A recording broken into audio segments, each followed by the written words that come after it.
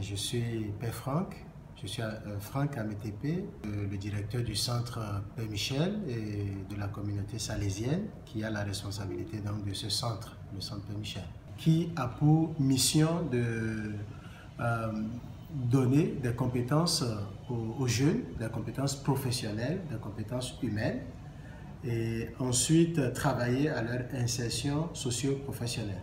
Donc c'est un centre professionnel, de formation professionnelle. Déjà, il faut préciser que le centre Père Michel a presque 60 ans d'existence. C'est depuis 1956 que le centre existe.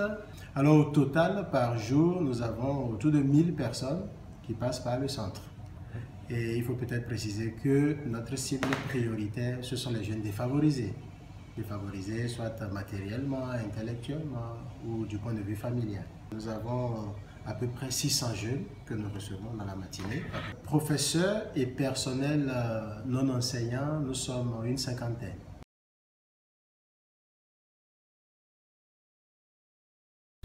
Déjà, la ferme a été créée il y a un certain nombre d'années grâce à l'appui technique et financier d'Antena France, que au passage je remercie.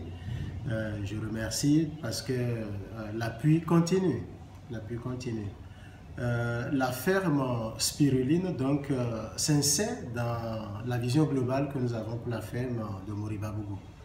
Parce que c'est une ferme qui a vocation de servir d'expérimentation pour les apprenants.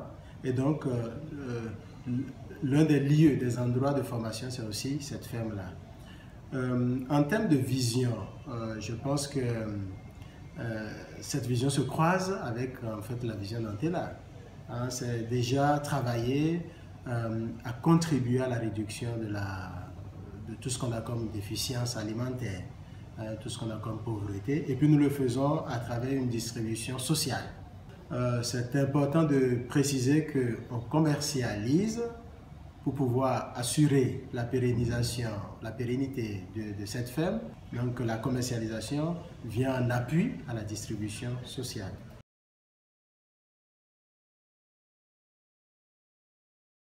Et nous avons au total, je crois, un peu plus de 8 structures.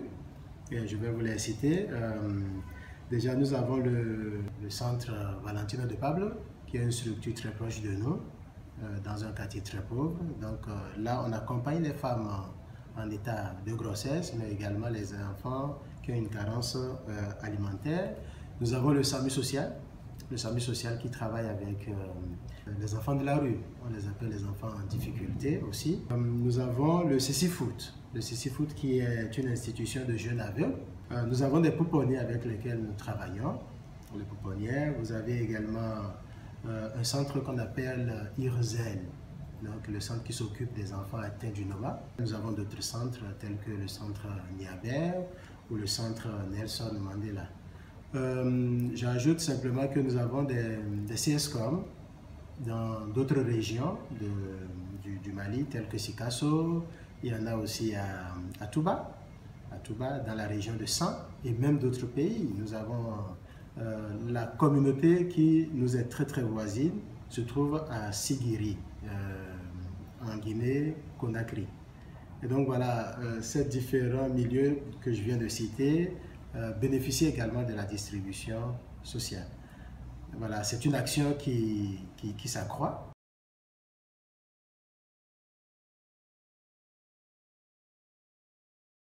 La commercialisation, elle est hyper importante.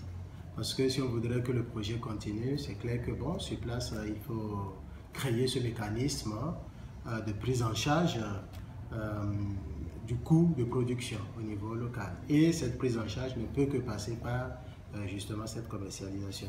Je pense que l'un des résultats très clairs, c'est cette convention que nous sommes en train de préparer, qui sera signée entre Koulibaly, son entreprise, Antena, et puis le centre Père Michel. Déjà, l'achat de spiruline puisse s'accroître et éventuellement étendre la relation à la dimension sociale.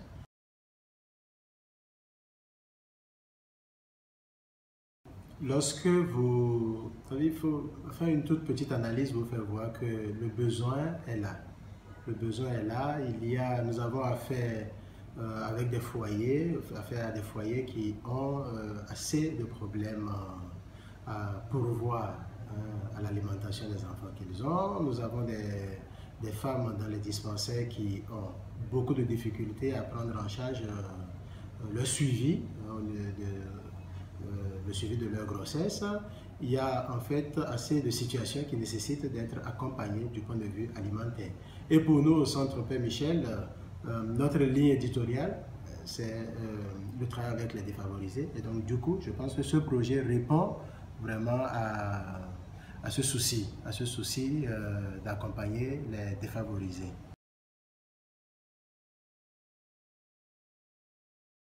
En ce qui concerne spécifiquement la spiruline, nous sommes assez satisfaits.